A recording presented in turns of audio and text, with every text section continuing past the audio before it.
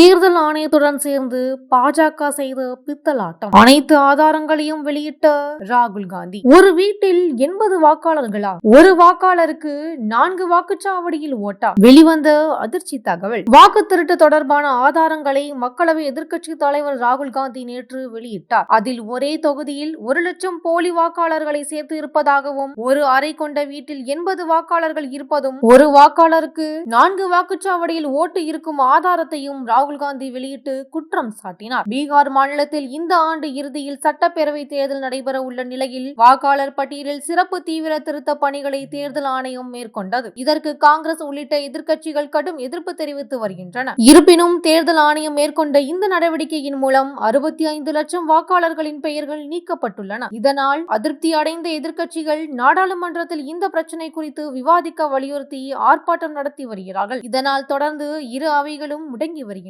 இந்த சூழலில் நேற்று மக்களவை எதிர்க்கட்சி தலைவர் ராகுல் காந்தி டெல்லியில் செய்தியாளர்கள் சந்திப்பை நடத்தி தேர்தல் ஆணையம் மீது பரபரப்பு குற்றச்சாட்டுகளை ஆதாரத்துடன் முன்வைத்தார். பெங்களூர் மத்திய மக்களவை தொகுதியில் 2024ஆம் ஆண்டு நடந்த தேர்தலில் காங்கிரஸ் வேட்பாளர் மன்சூர் அலிகான் பாஜக வேட்பாளர் PC மோகனிடம் 32,707 ஓட்டுகள் வித்தியாசத்தில் தோல்வி அடைந்தார். இந்த தொகுதி உள்பட கர்நாடகாவில் உள்ள 28 மக்களவை தொகுதிகளில் எடுத்த கணக்குப்படி 16 தொகுதிகளில் காங்கிரஸ் வெற்றி பெற்றிருக்க வேண்டும். ஆனால் 9 தொகுதிகள் மட்டுமே கிடைத்தது. இது தொடர்பாக நடத்திய ஆய்வில் பெங்களூர் மத்திய மக்களவை தொகுதிக்கு உட்பட மகாதேவ்புரா சட்டப்பேரவை தொகுதியில் மிகப்பெரிய வாக்காளர் மோசடி நடந்துள்ளது கண்டுபிடிக்கப்பட்டது. இந்த சட்டப்பேரவை தொகுதியில் 1 லட்சத்துக்கும் மேற்பட்ட போலி வாக்காளர்கள் கண்டறியப்பட்டுள்ளனர். இது தொடர்பாக காங்கிரஸ் மேற்கொண்ட ஆய்வில் சரியாக 1,250,000 போலி வாக்காளர்கள் இருப்பது கண்டறியப்பட்டது. இதில் 11,965 வாக்காளர்களின் பெயர்கள் 2 முறை பதிவாகியுள்ளன. 40,009 வாக்காளர்களின் முகவரிகள் போலியானவை. 10,452 வாக்காளர்கள் ஒரு குறிப்பிட்ட முகவரியில் மொத்தமாக பதிவு செய்துள்ளனர். அதோடு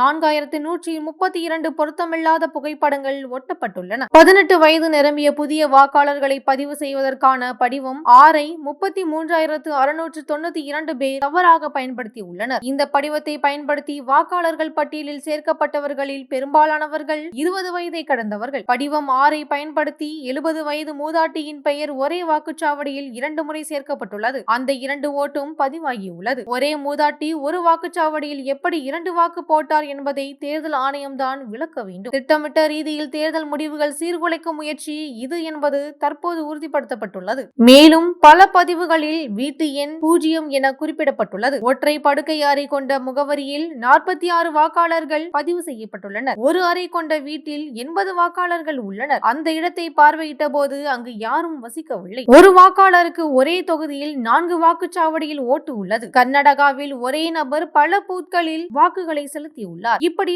பலர் வாக்குகளை செலுத்தியுள்ளனர். இது தவிர ஒருவருக்கு மகாராஷ்டிரா, உத்தரப்பிரதேசத்தில் தலா 1 ஓட்டும், பெங்களூரு மகாதேவ்புரா தொகுதியில் 2 ஓட்டும் உள்ளது. இது ஒரு குறிப்பிட்ட தொகுதியில் நாங்கள் மேற்கொண்ட ஆய்வு மட்டுமே. இந்த ஆய்வை நாங்கள் செய்து முடிப்பதற்கு எங்களுக்கு 6 மாதங்கள் ஆகியுள்ளது. தேர்தல் ஆணையம் எங்களுக்கு மின்னணு தரவை வழங்குவதில்லை. ஏனென்றால் அவர்கள் நாங்கள் வாக்காளர் பட்டியலை கவனமாக ஆய்வு செய்வதை தேர்தல் ஆணையம் விரும்பவில்லை. தேர்தல் ஆணையம் எங்களுக்கு மின்னணு தரவுகளை வழங்கினால் அதை ஆய்வு செய்ய எங்களுக்கு 30 வினாடிகள் போதும் என்றார். அதனால் வாக்காளர் பட்டியலை பகுப்பாய்வு செய்ய முடியவில்லை. OCR ஆப் பயன்படுத்தி ஸ்கேன் செய்தால் அவற்றிலிருந்து தரவை பெற முடியாது. தேர்தல் ஆணையம் ஏன் இந்த காகித துண்டுகளை பாதுகாக்கிறது? தேர்தல் ஆணையம் வேண்டுமென்றே இயந்திரம் படிக்க முடியாத ஆவணங்களை வழங்குகிறது. இயந்திரம் படிக்கக்கூடிய வாக்காளர் பட்டியலை வழங்காததும், சட்டத்தை மாற்றுவதன் மூலம் CCTV காட்சிகளை அனுமதிக்காததும் தேர்தல்களை திருட பாஜகவுடன் தேர்தல் ஆணையம் கூட்டு சேர்ந்துள்ளது என்பதை எங்களுக்கு உணர்த்தியது என்றார் ராகுல் காந்தி. நாடு முழுவதும் வாக்கு திருட்டு நடந்ததற்கான